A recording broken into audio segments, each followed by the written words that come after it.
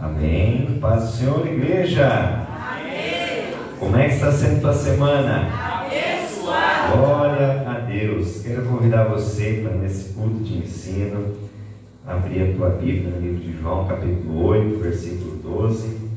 Muitos não puderam estar aqui, a chuva atrapalhou bastante, mas chuva não atrapalha, chuva é bênção. Amém?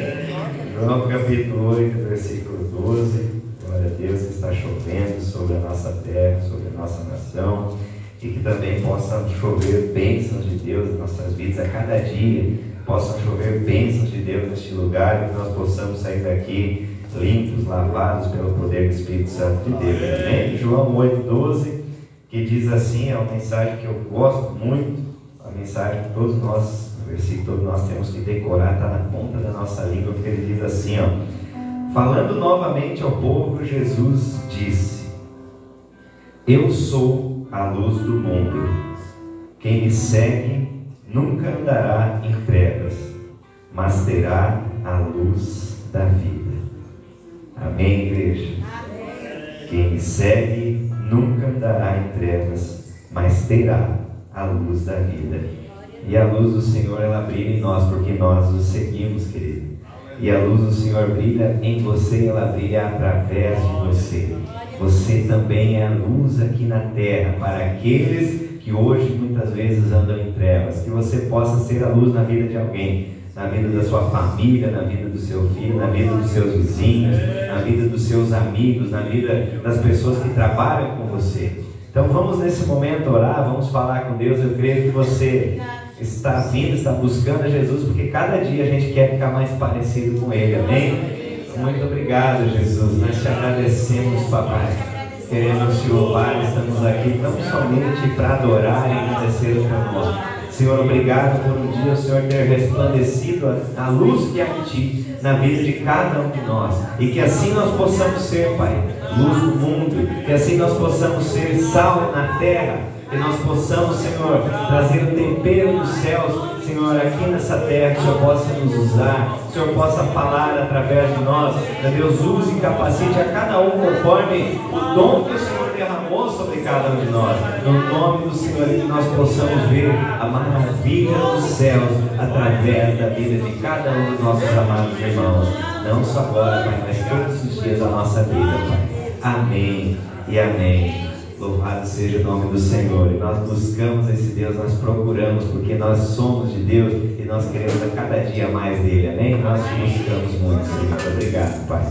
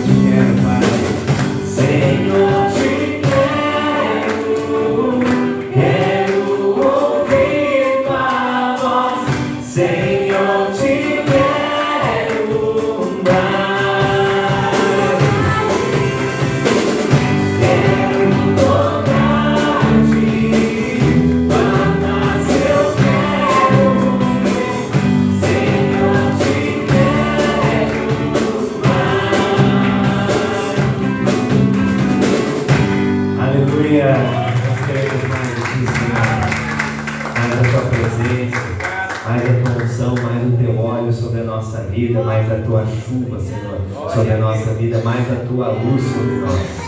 E aqui nós estamos, amados, para adorar e bendizer o nome do Senhor Jesus. Louvado seja o nome do Senhor. Ele diz que o Senhor procura aqueles que assim o adorem em espírito e em verdade. Então vamos adorar a Deus de todo o nosso coração. Meu Pai, nós estamos aqui para te adorar, Senhor. Obrigado, Senhor. Viemos te adorar. E teu louvor erguemos nossas mãos, pois muitas maravilhas temos visto em nosso meio, e o teu poder tens demonstrado a nós. Sei que aqui presente está tua presença, tem enchido os corações. Com teu amor tão grande, inundaste nossas vidas, e a vitória já podemos declarar. Pai, viemos pra te adorar, e em uma só voz teu nome engrandecer. É o teu nome que nos faz crescer. Pai, viemos pra te adorar. Pai, viemos te adorar. Estamos aqui, Senhor. E em teu louvor erguemos nossas mãos, pois muitas maravilhas temos visto em nosso meio, e o teu poder tens demonstrado a nós. Sei que aqui presente está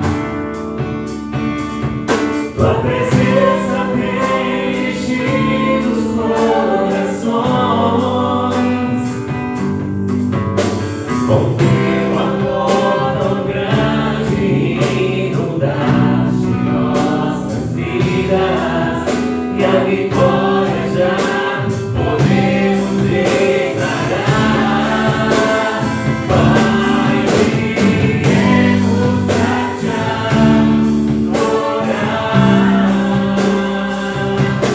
e em uma só voz teu nome engrandecer. É o teu nome que nos faz vencer. Pai, viemos pra te adorar.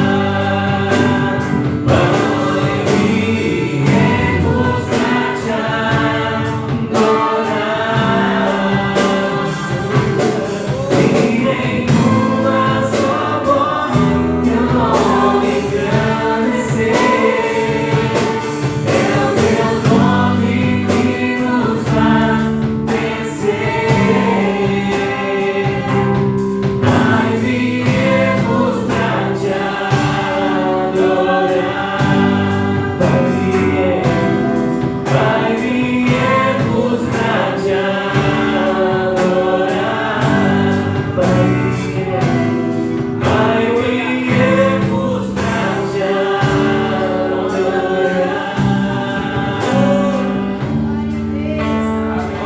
Aleluia.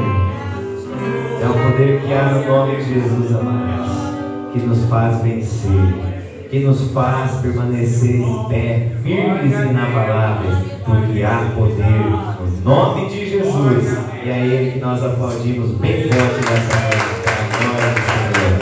Amém, Jesus.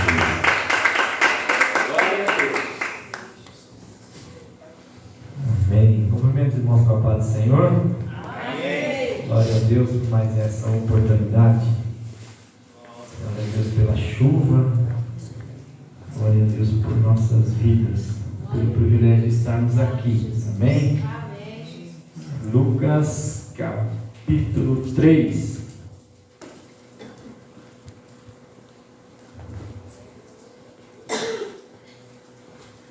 Lucas capítulo 3. Amém? Versículo 21.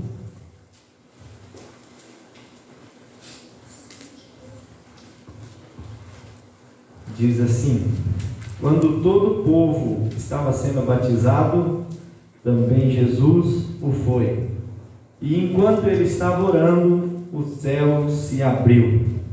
O Espírito Santo desceu sobre ele em forma corpórea, como pomba. Então veio do céu uma voz: Tu és o meu Filho amado, em ti me agrado. Jesus tinha cerca de 30 anos de idade quando começou o seu ministério, e ele era considerado filho de José. Feche seus olhos. Pai, nós te louvamos, te agradecemos, Senhor, por parte da semana já temos vencido, já temos chegado até aqui. Obrigado, Senhor, por tua graça, obrigado por teu amor, por este amor, Senhor, meu Deus infinito, esse amor tão grande que por causa dele que estamos aqui nesta noite, por causa das tuas misericórdias, por causa da tua graça, por causa da tua fidelidade, porque o Senhor é o nosso Deus e por isso estamos aqui, rendemos a ti louvores, rendemos a ti a nossa adoração, rendemos a ti a nossa vida. Pai amado, e clamamos a Ti por misericórdia e por perdão, Senhor, porque essa é a nossa adoração, reconhecer a Ti como Senhor das nossas vidas, reconhecermos como insuficientes e por isso nós precisamos de Ti, nós precisamos da Tua presença, nós precisamos da Tua glória, nós precisamos da Tua graça, nós precisamos, Senhor, do Teu óleo, nós precisamos do Teu Espírito, nós precisamos da Tua palavra, por isso nós clamamos a Ti, Senhor, ensina-nos, abre, Senhor, a nossa mente, abre o nosso coração, abre o nosso entendimento, Pai, em nome de Jesus eu oro, Senhor, e clamo a Ti, abençoe as nossas vidas com a Tua palavra, amém? Glória a Deus. Irmãos, esse texto que nós lemos, nós já tínhamos lido semana passada, né? Mas a palavra de Deus é tremenda, né? E confesso para vocês que eu tive pouco tempo para estudar, porque ontem eu tirei o dia para estudar e daí veio visita, daí não consegui estudar, e daí eu pensei, hoje de manhã eu estudo um pouco, de meio-dia eu estudo mais um pouco, e de tardezinha eu estudo mais um pouco, e de noite eu dou estudo. De manhãzinha eu consegui estudar um pouco, de meio-dia eu não consegui vir para casa porque estava chovendo. Então, de tardezinha eu cheguei e consegui estudar mais um pouco. Mas confesso que não foi suficiente, mas que Deus venha ter misericórdia de nós, amém? E quando eu estava lendo esse texto novamente, eu me deparei com essa palavra que Jesus foi batizado, e enquanto ele estava orando. E é interessante, irmãos, que o batismo é algo tremendo, é algo instituído por Deus e é algo que Jesus veio e também praticou. E batismo é algo que está ligado também à oração. Você só se batiza, só é batizado porque você reconhece a Deus como Senhor da sua vida, como Salvador da sua vida, e você manifesta isso ao mundo quando você se batiza. E eu acho muito interessante pensar que Jesus não precisava ser batizado, porque o batismo de João é chamado batismo de arrependimento. Jesus não tinha do que se arrepender, né? Mas o nosso Jesus, ele veio e ele vem se colocando no nosso lugar desde que ele nasceu nesse mundo, e ele veio para se tornar um parente próximo nosso, por isso que ele teve que nascer como homem e viver nesse mundo como homem. E ele vem e pratica, como eu disse semana passada, quando ele chega até João, lá em Mateus vai estar escrito, e João se recusa a batizar Jesus, e Jesus fala, não, tem que ser assim para que se cumpra toda a justiça de Deus, e ele tem que passar por esse processo. E logo em seguida que Jesus é batizado, ele começa a orar. Então, batismo e oração são duas coisas que estão ligadas. Eu me batizo e eu oro. Eu me batizo e eu clamo a Deus. Eu me batizo e tenho um relacionamento com Deus. E é interessante que o batismo é um batismo de arrependimento. E se eu me arrependo, eu demonstro o quê? Que eu preciso da graça de Deus, que eu preciso da presença de Deus. E eu declaro que eu não sou suficiente, eu sozinho eu não consigo, por isso eu tenho que passar por esse batismo. E o batismo é o quê? O sepultamento do velho homem para ressuscitar o novo homem. Aí, quando eu me batizo, eu declaro isso ao mundo, que eu preciso de Deus, que eu preciso de Jesus e que eu sozinho eu não consigo. Morre, enterra o velho e nasce o novo. E isso faz o quê? Mudar algo na minha vida. Eu passo a ter agora um novo relacionamento com Deus. Então eu tenho acesso ao trono da graça. E quando eu tenho acesso ao trono da graça, eu clamo a Deus. E é o que Jesus faz, ele ora. E eu acho muito interessante que Jesus, e no livro de Lucas é o que mais vai falar sobre as orações de Jesus, sobre Jesus em oração. Eu vejo aqui que a igreja precisa orar. Por quê? Porque quando a igreja ora, o céu se abre. Quando Jesus orou, o céu se abriu. Irmãos, a oração é algo tão importante na vida de um cristão que não existe vida cristã sem oração. Por quê? Porque se eu preciso tomar uma decisão, eu preciso falar com Deus. Se eu preciso de uma bênção, eu tenho que falar com... Se eu preciso de um milagre, eu tenho que falar com Deus. Se eu tenho algo para agradecer, eu agradeço a Deus. Se eu tenho uma queixa para fazer, eu me queixo com Deus. Então, a vida do crente tem que ter oração. Por quê? Se não tem oração, não tem relacionamento. Se não tem diálogo, não tem relacionamento. O pastor Marcos falou aqui que os casamentos se dissipam, se destroem por causa da falta de diálogo. E o nosso relacionamento com Deus se torna frio, se torna distante quando não tem diálogo. Quando a gente não fala com Deus, quando você fica muito tempo sem ler a Bíblia e sem orar, você se torna um crente morno, que não tem vontade mais de estar perto de Deus, não tem vontade de vir na igreja, não tem vontade de ler a Bíblia, não tem vontade de se relacionar com os irmãos, porque daí tudo que o irmão faz parece que é chato, tudo que a igreja faz parece que é complicado, tudo que as pessoas fazem te ofende, tudo fica difícil, tudo fica ruim. Mesma coisa no casamento, sem diálogo vai ficando complicado. O cônjuge deixa a toalha em cima da cama, já é motivo para briga, porque não tem diálogo. Assim a nossa vida espiritual precisa ter diálogo, e o diálogo de um crente com Deus é através da oração. Jesus era forte e vencia o pecado, por quê? Porque ele falava com Deus. Ele vence a tentação. Quando nós vamos ver mais para frente, ele vai sair daqui e vai ser levado pelo Espírito para o deserto para ser tentado pelo diabo. E ele vai vencer porque ele é alguém que conversa com o Pai. Então a nossa vida, irmãos, cristã, a nossa vida toda, porque nós não temos duas vidas, né? A gente tem costume, antigamente a gente pedia oração. Quero pedir oração para a minha vida material, para a minha vida sentimental e para a minha vida espiritual. O pastor James não conhece isso aí, né? Mas antigamente era uma Adilson desse tempo, né? Não, era no tempo da Xuxa que falava: eu quero mandar um beijo para meu pai e para minha mãe, especialmente para você. Quem lembra disso? Quando eu ouvi as pessoas falando, eu quero pedir oração para a minha vida sentimental, para a minha vida material e para a minha vida espiritual, eu sempre lembrava dessa falinha do programa da Xuxa. Porque se divide em 3 vidas. A gente não tem 3 vidas, a gente só tem uma. É verdade? E a nossa vida, no geral, só é vida que vale a pena, e vida cristã verdadeira, quando a gente tem uma vida de oração, uma vida que fala com o Pai, que tem diálogo, que tem relacionamento. Por quê, irmãos? Porque Jesus vem para fazer tudo o que Ele fez. Ele nasceu aqui nessa terra, Ele viveu aqui nessa terra, para nos chamar de volta ao relacionamento com Deus. E por isso que na maioria das vezes que você vai ver Jesus, ele está sempre falando com Deus. Eu acho muito importante nós pensarmos que Jesus, quando vai ressuscitar Lázaro, ele agradece ao Pai. Aqui, quando ele vai ser batizado, ele ora. Quando ele está no Getsemane, num momento de dor e tristeza, ele faz o quê? Ele ora.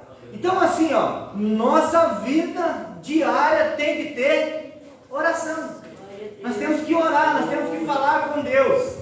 E Jesus não ensinou ninguém a pregar, Jesus não ensinou ninguém a evangelizar, mas ele ensinou nós a orar. Ele ensinou seus discípulos a orar. Por quê? Porque quem ora evangeliza, quem ora tem vida com Deus, quem ora canta, quem ora prega, quem ora faz tudo isso. Por quê? Porque a nossa vida de oração é que nos transforma à imagem e semelhança do Deus que nos criou. Você sabe por que o homem era a imagem e semelhança de Deus no jardim? Porque ele passava boa parte do tempo com Deus. E a gente se torna parecido com quem a gente anda. Exemplo, você manda o seu filho para a escola. E o seu filho é uma pessoa boa, o seu filho é um menino obediente, o seu filho é uma pessoa tranquila, não fala palavrão, porque na sua casa você não fala. Mas o seu filho chega em casa e começa a falar palavrão. Você não precisa ir muito longe, é só você ir e olhar com quem ele está andando.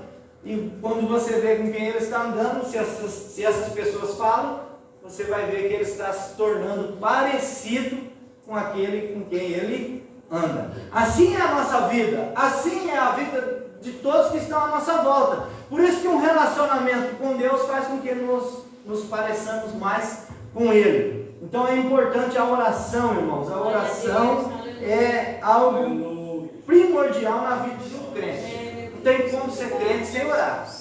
Não tem como ser, pode até ser crente, mas não é vitorioso. Pode até ser crente, mas não é forte. Pode até ser crente, mas não chega a lugar nenhum, porque não ora, não é transformado. E Paulo vai dizer que nós somos transformados de glória. E a glória vem quando? Quando os céus se abrem. E o céu se abre quando? Quando a gente ora. Então a oração é importantíssima na vida de um crente, porque só assim o céu se abre. Nós somos transformados de glória em glória. A glória só vem quando o céu se abre. E o céu se abre quando nós oramos. Então não dá para ser transformado sem oração. E o céu se abre. E o Espírito desce. Então uma pessoa que a gente vem de um tempo, e a gente viveu esse tempo, em que muito se intercedia pelo batismo com o Espírito Santo, não é verdade? Amém? Amém. E é muito importante a intercessão pelo batismo com o Espírito Santo. Amém? Amém. Só que a gente espera, irmãos, que isso aconteça aqui no momento de oração, num culto avivado, e tem que ser aqui, parece que é uma transferência de unção, que alguém vai pôr a mão na minha cabeça e isso vai ser automático e de repente eu sou cheio do Espírito Santo. Mas o descer do Espírito Santo depende mais daquele que está querendo do que daquele que impõe a mão. Então a gente precisa, quer ser cheio do Espírito Santo? Tem uma vida de oração em casa, tem uma vida de oração no seu quarto, tem uma vida de oração, seja alguém que levante altares, aí você vai ser cheio do Espírito Santo. Pode ser que aconteça aqui no templo, mas você pode ser cheio lá na sua casa, você pode ser cheio lá no seu banheiro, você pode ser cheio lá na sua cama, você pode ser cheio do Espírito Santo desde que você queira e busque isso. E é só através da oração. Sem oração, ninguém se enche do Espírito Santo. Aí a gente pensa assim, sabe por que às vezes a igreja morna? Por que o culto é fraco? Por que a gente parece que está tão devagar? Porque a gente não ora. Porque a nossa vida de oração vai sendo deixada de lado. E a gente ama às vezes fazer a obra de Deus, estar na presença de Deus. Mas se tem uma coisa que é difícil fazer, é orar. É difícil orar, irmãos? É difícil orar. Orar é algo complicado. Porque assim, você já saiu de um culto e foi falar de oração, e você saiu daqui pensando assim, quando tiver a oportunidade, eu vou entrar no meu quarto, eu vou ajoelhar, eu vou falar com Deus. Daí você vai e leva o celular junto, daí tá tranquilo. Aí você fala mais 2, 3 palavras, alguém põe um barulho lá fora, você vai lá na cortina e será que chegou alguém? Parece que assim, aquela vontade se vai embora quando você começa a orar. Aí parece que é um negócio chato, cansativo, e você está perdendo tempo na vida. Quem aqui já estava orando e falou assim, mas eu estou perdendo tempo aqui? Ninguém nunca pensou isso? Eu estou perdendo de assistir tal coisa, eu estou perdendo de fazer tal coisa, eu estou perdendo de responder essa mensagem que me mandaram, eu estou perdendo de estar lá na sala com meu filho, eu estou perdendo. Essa sensação vem no coração de uma pessoa que ouve uma palavra e que pensa assim, eu preciso orar mais. A oração, irmãos, é algo que a gente faz pouco, sabe que tem que fazer mais e nunca consegue fazer mais. Não é verdade? É igual um vício. Uma pessoa que tem um vício de mexer no celular demais. Ele fala, eu sei que eu mexo muito, eu tenho que parar de mexer, eu vou fazer isso. Mas parece que é um negócio. Parece que quanto mais você pensa, eu vou fazer, parece que dá errado. Então a oração é isso. A oração, irmãos, não é algo assim prazeroso de começo. Porque senão a gente orava bastante. Amor. Orar é difícil por causa disso, porque nossa, orar é bom. É verdade, não é? Orar não é bom? Amém. O difícil é começar, irmãos. O difícil é você vencer os primeiros 3 minutos. E orar é um negócio interessante que a gente pensa assim, eu preciso orar 1 hora. Não é nem a quantidade. Por quê? Porque você vai orar 10 minutos, você já não tem mais pelo que orar. Ou tem gente que tem muita oração. Eu oro 10 minutos, parece que acabou, não sei mais pelo que orar. Então, assim, não é pela quantidade, mas é pela intensidade da oração. Glória a Deus. O que sai de dentro do seu coração? O que você tem para falar com Deus? Nós cantamos louvores, nós cantamos canções aqui, nós cantamos aqui hoje, eu te busco, te procuro a Deus, no silêncio tu estás. Nós temos dificuldade de estar no silêncio, irmãos. O silêncio é prejudicial para o ser humano desse século. Nós não gostamos de estar no silêncio. Por isso que nós procuramos pouco a Deus, porque nós cantamos aqui no silêncio.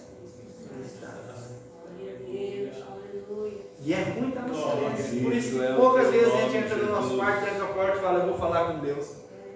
Porque lá dentro não tem mais ninguém, só você e Deus. E ainda tem a sensação que vem no nosso coração que Ele não está lá.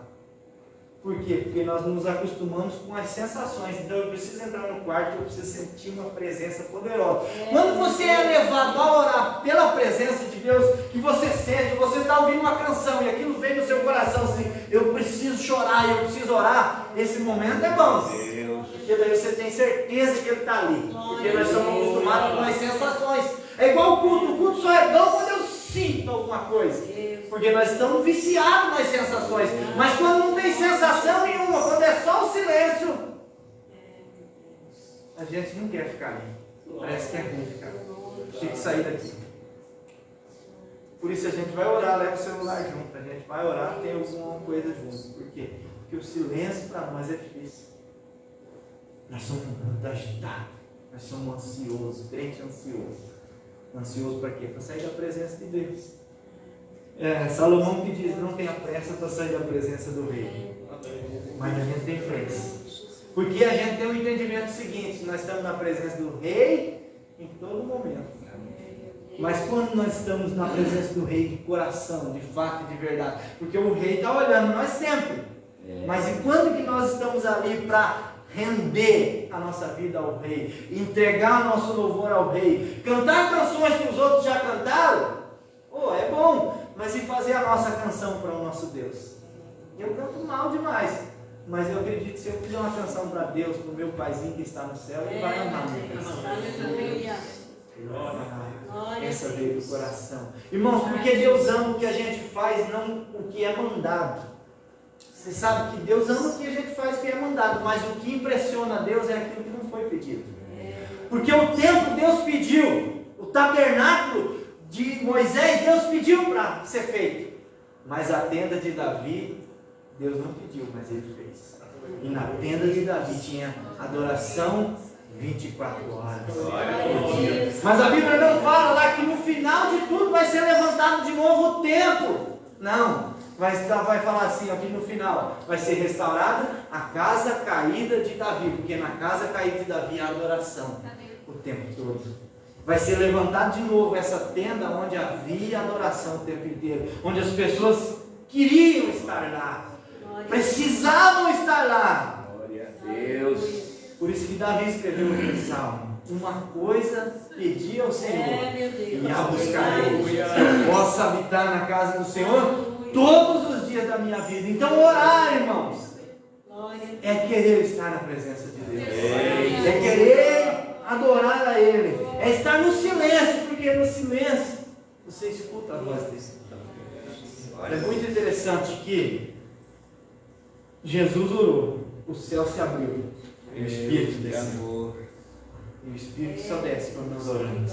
O Espírito só desce quando nós rendemos a nossa adoração e a nossa oração. Aleluia. Aí vem o Espírito, vem numa forma de uma pomba. E João identifica isso. Daí vem do céu. E eu acredito assim, estava um fervor, um alvoroço ali. Jesus orou. O céu se abriu. E a glória desce, o Espírito vem. E quando o Espírito vem, há silêncio. Ninguém fala mais nada. Porque quando o Espírito vem, teve uma sensação de reverência naquele lugar. Porque aquele que estava diante de João Batista não era só mais um ser humano comum, era o Filho de Deus. Aleluia. E aí quando o Espírito vem, o silêncio acontece, aí é possível ouvir a voz de Deus.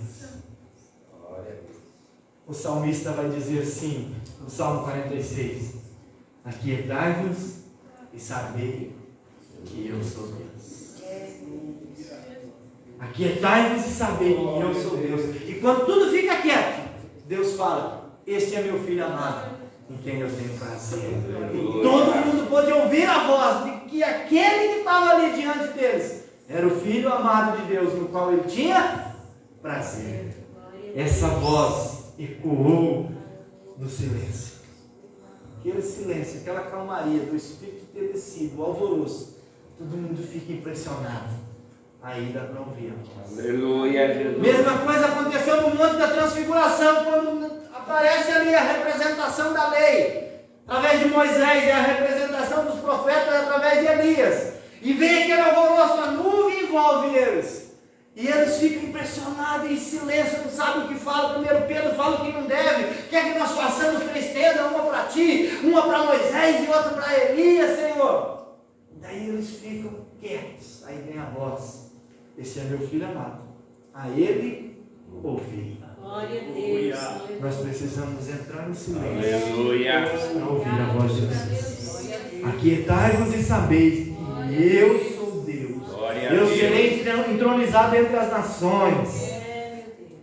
Na quietude Deus fala conosco. O silêncio é difícil, Jesus. mas o silêncio é quebrado com a voz de Deus. Não é só uma sensação, é a voz de Deus falando com você. Amém? Aí, irmãos, Jesus ouve essa voz. Aí Lucas vai dizer assim que Jesus tinha cerca de 30 anos de idade quando começou o seu ministério.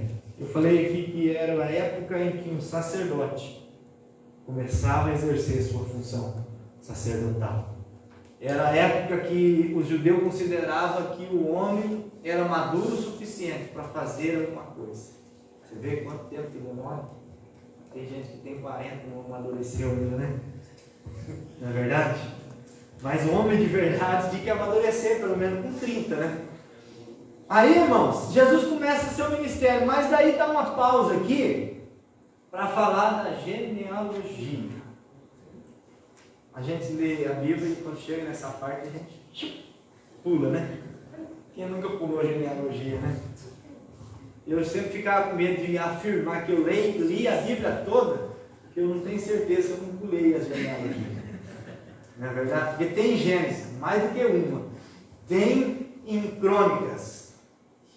Tem aonde mais?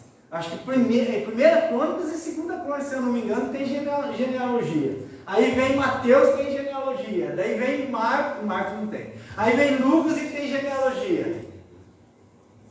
E a gente nunca lê quase, né?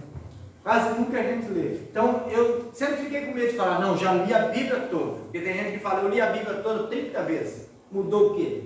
Ah, não sei, então não adiantou nada, né? Mas eu tinha medo de falar porque a gente sempre pula.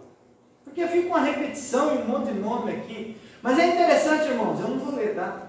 Mas é interessante a gente pensar na genealogia aqui, que Mateus vai começar a escrever a genealogia de Jesus a partir de Abraão. Para dizer assim, ó, Jesus é judeu. Ele é da descendência de Israel.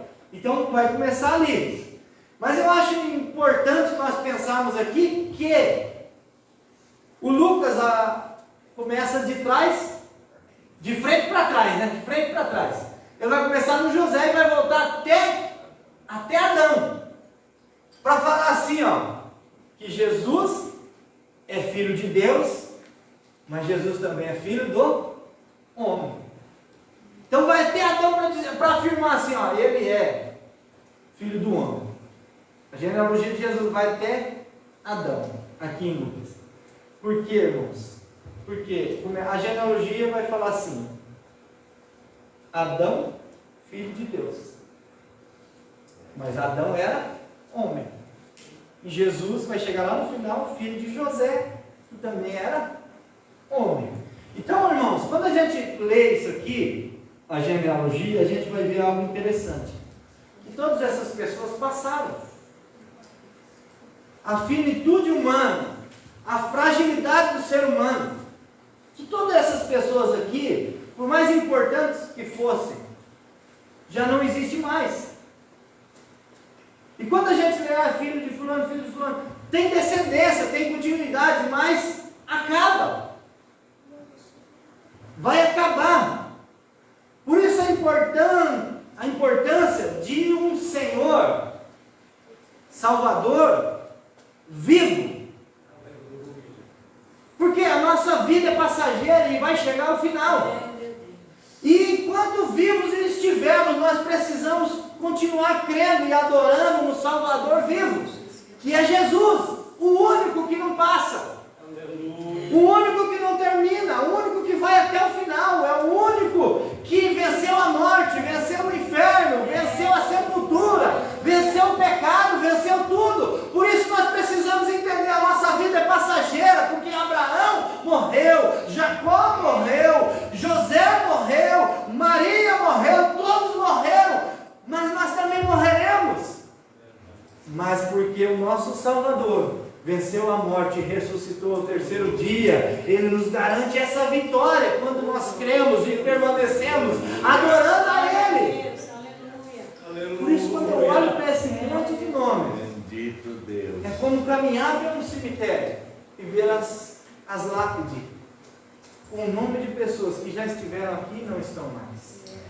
Abraão esteve, mas não está mais. Jacó esteve, mas não está mais. Davi esteve, que foi um rei, mas por mais importante que ele foi, já não está mais. Então a nossa vida é passageira. E o que nós precisamos fazer nessa vida passageira? Continuar adorando e crendo no Salvador vivo, que é Jesus Cristo. Glória a Deus. Obrigado. Ele era Senhor. considerado filho de José, mas ele também era filho de Deus. Irmãos, Jesus é o segundo Adão. A Bíblia vai chamar Jesus de segundo Adão. O primeiro Adão era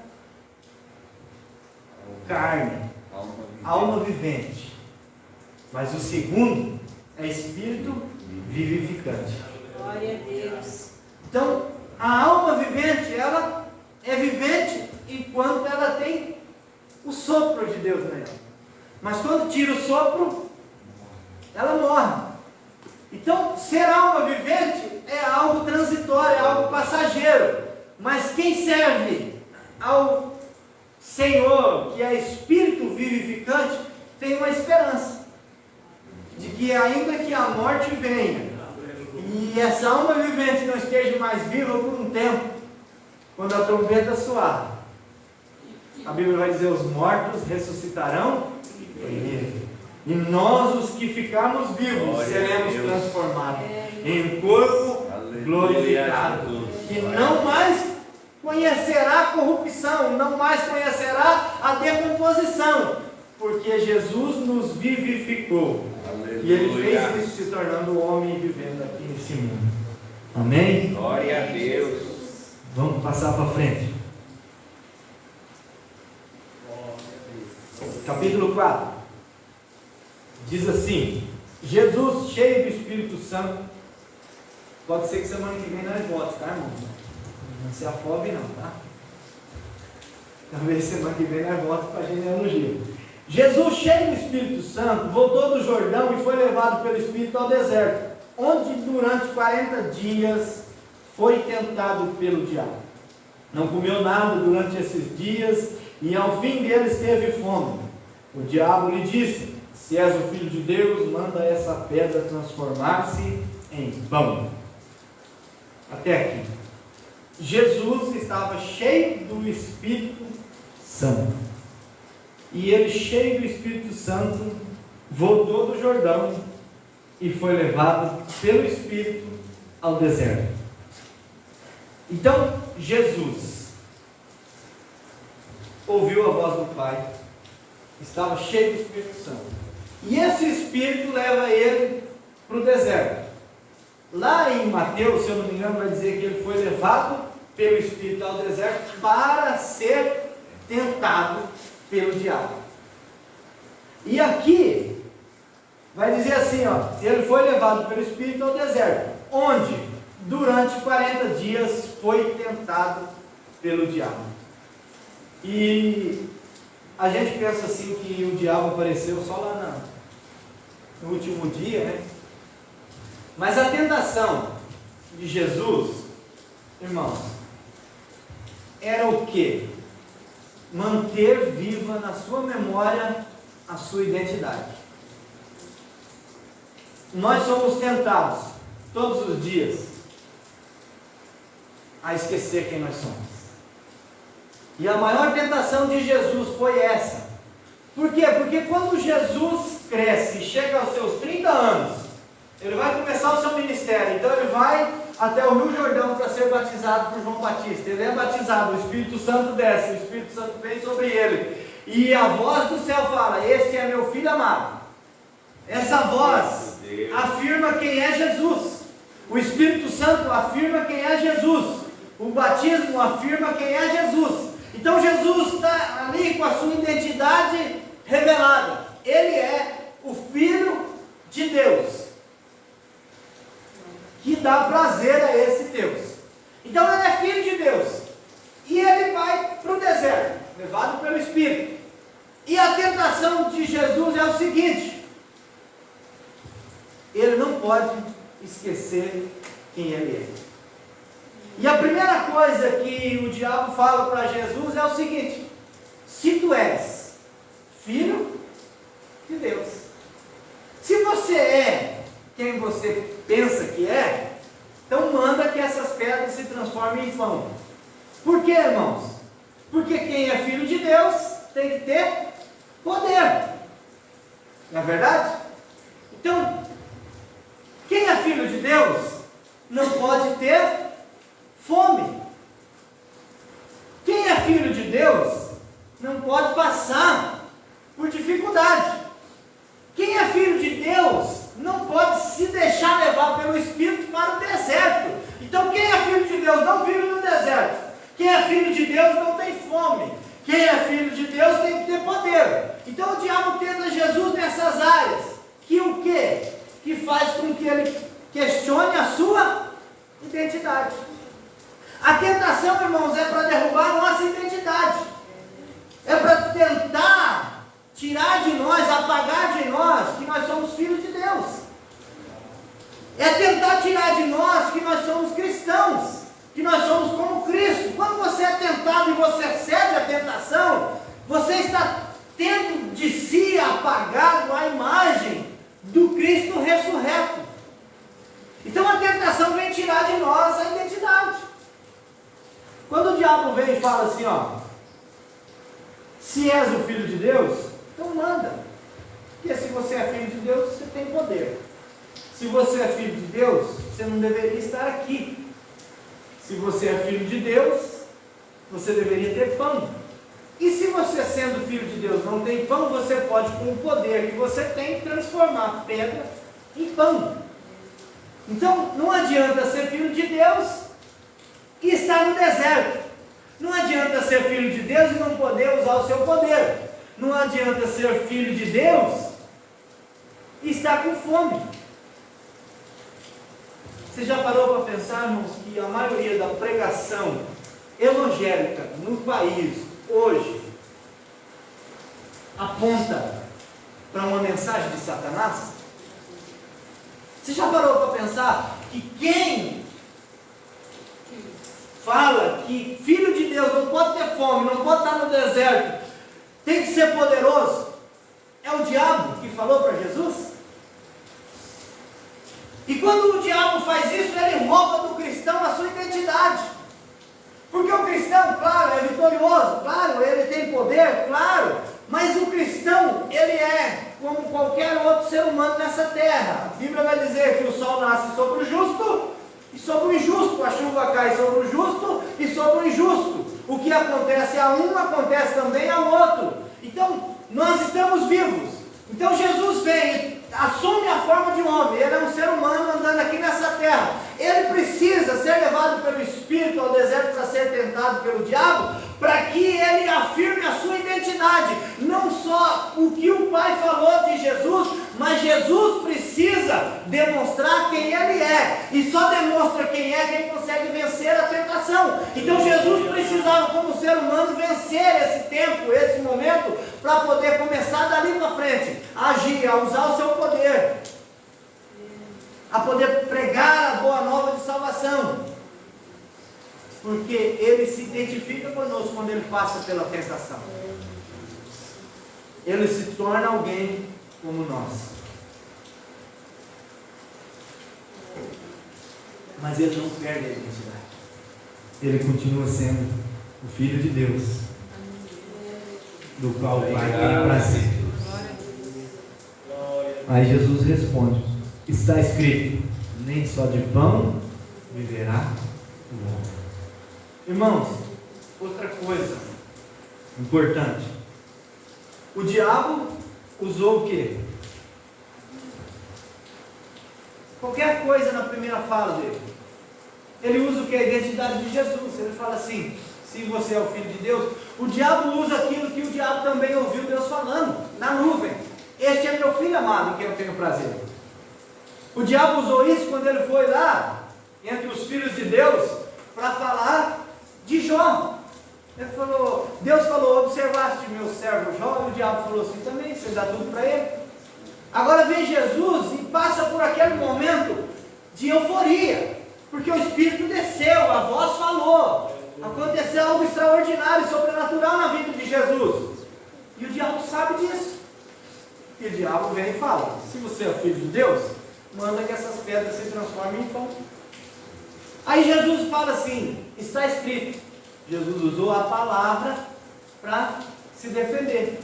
Nem só de pão viverá o homem, mas de toda a palavra que sai da boca de Deus. Aí o diabo, aqui, irmãos, em Lucas, você vai ver que está invertido a ordem da tentação. Por quê? Porque Lucas, ele pesquisou e ele interrogou alguém sobre esse dia, sobre esse momento. E alguém tinha ouvido a história de alguém, que ouviu a história de alguém, e a ordem se dissipou aqui. Mateus vai falar primeiro da tentação de se jogar de cima do pináculo do templo. E aqui vai falar primeiro da adorar ao Senhor, da adoração. O diabo levou ele num lugar alto e mostrou num relance todos os reinos do mundo. Ele disse: eu te darei toda a autoridade sobre eles e todo o seu esplendor, porque me foram dados e posso dá-los a quem eu quiser. então me adores e tudo será seu. Aqui é outra questão da mensagem. O diabo falou assim: se você me adorar, tudo isso será seu. Irmãos, às vezes a gente prega ou a gente ouve pregar que se você adora,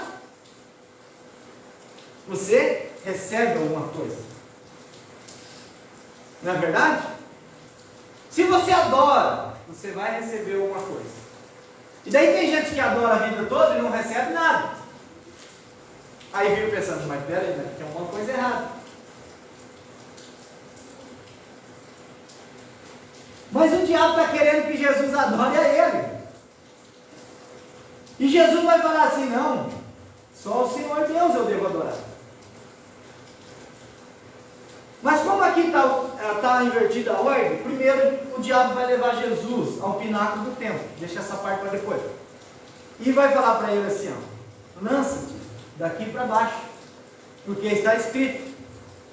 O diabo já aprendeu, irmãos. Jesus usou o que está escrito, o diabo falou assim: então tem que usar o que está escrito. Então ele falou: está escrito, aos seus anjos dará ordem a teu respeito, e eles te segurarão, cuidarão de você. É interessante, irmãos, que nós vivemos em um tempo, como eu disse, de muitas vozes, muita pregação. E a pregação do diabo também usa o quê? O que está escrito. E Paulo vai dizer assim que nos últimos tempos as pessoas seriam enganadas, e o diabo, ele pode se transformar até em anjo de luz para enganar os escolhidos. E ele usa a palavra, ele usa o que está escrito. E é interessante que a gente vê pessoas pregando e está pregando o que está escrito, não no contexto todo, mas está escrito. Não pega o Gênesis ao Apocalipse e coloca diante de ti. Não, ele pega uma parte. O diabo pegou o quê? Uma parte da escritura e falou: está escrito, aos seus anjos dará ordem a teu respeito, e eles cuidarão de ti. Então você pula. Então você compra um carro, porque está escrito que se você adora, Deus abençoa. Então compra uma casa, porque está escrito. Se você adora, você vai... Você está entendendo? Aí o crente vai lá e fala: é mesmo, está escrito. Está escrito, se eu falar, e se eu crer, e se eu não duvidar, e vai dar certo. Irmãos, e a pessoa às vezes crê, e às vezes ela não duvida, e não dá certo. Porque está escrito. E está escrito o que também? Se me pedirem alguma coisa em meu nome, eu vos darei. Não é verdade? Mas é interessante a gente pensar o seguinte. Eu quero lembrar daquela historinha e já vou terminar. Semana que vem nós continuamos. A historinha do rapaz que pegou uma fazenda para cuidar, um sítio para cuidar. E o patrão falou para ele assim: é o seguinte, meu amigo, eu vou deixar aqui para você cuidar, você vai plantar, você vai zelar, você vai fazer tudo. E tudo que você precisar aqui, você pode ir lá na cidade e comprar no meu nome. Então, você precisou de alguma coisa, você vai lá e compra no meu nome. O patrão foi viajar e falou: fazenda, o sítio está em boas mãos, e ficou um ano fora. E quando o patrão volta, ele vem chegando com o carro, ele vê que a cerca está toda arrebentada. Aí ele vai olhando assim e vê que tinha uma calçada e a calçada está quebrada. E ele vê que não tem nada plantado, o mato tomou conta de tudo. E ele vai chegando na casa, e quando ele está chegando na casa do caseiro, um carrão na garagem. A casa está bonita. E quando ele entra para dentro da casa, uma televisãozona, coisa mais linda. Coisa de primeiro mundo. Tudo bonito em volta da casa. E daí o dono da fazenda fala assim: ué, o que aconteceu aí? Aí ele falou assim: não, o senhor falou que tudo que eu precisasse era para eu ir na cidade e comprar no teu.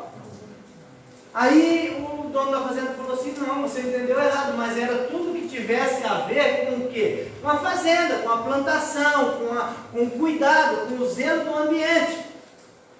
Assim também, irmãos, quando Jesus falou, quando vocês pedirem alguma coisa em meu nome, era com relação ao seu reino. É com relação ao seu reino. Jesus abençoa? Abençoa. Jesus prospera? Prospera. Mas buscai primeiro o reino de Deus e a sua justiça, e as demais coisas nos serão acrescentadas. Nós temos que cuidar com a mensagem do diabo. Coloque-se de pé.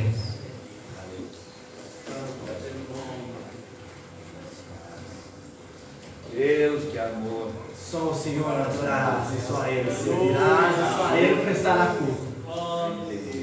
Ah, Senhor, como é tremendo nós poder estar na sua casa.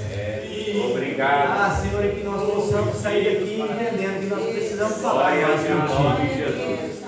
Estar mais na tua presença. Estar no silêncio, porque é no silêncio que nós vamos te encontrar. Porque o Senhor nos diz: aquietai-vos e sabei que eu sou Deus.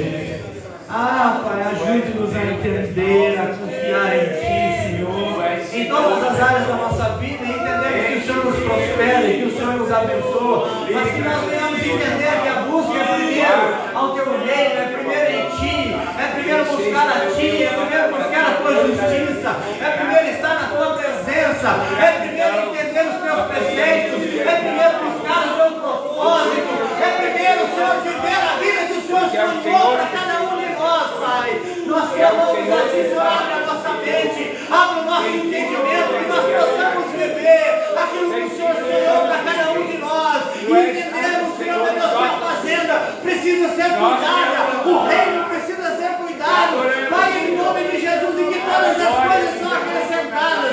Pai, ajude-nos, Senhor, meu Deus, a viver debaixo da Tua graça, debaixo da proteção das Tuas mãos poderosas, confiando em Ti, ainda que passemos pelo deserto, sabemos que o Senhor vai estar lá, e o Senhor vai enviar anjos para nos servir. Ajude-nos, Senhor, meu Deus, a passar pelas aflições, pelas lutas diárias, dá-nos forças, Senhor, que nós não venhamos nos queixar, murmurar, Senhor, desistir de crer em Ti. Pai, em nome de Jesus, abençoe-nos, Senhor, como Tua igreja, abençoe-nos, Senhor, meu Deus, como Teu povo, abençoe, Senhor, que nós venhamos manter firme, viva a identidade de filhos amados que Te dá prazer, Pai.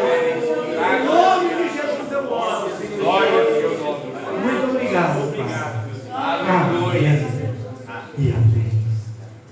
Que o grande amor de Deus, a graça e a paz do nosso Senhor e Salvador Jesus Cristo, a comunhão e a consolação do Espírito Santo de Deus esteja sobre a vida de todos nós, não só agora, mas para tudo sempre. Todos que amam o Senhor Jesus podem dizer amém.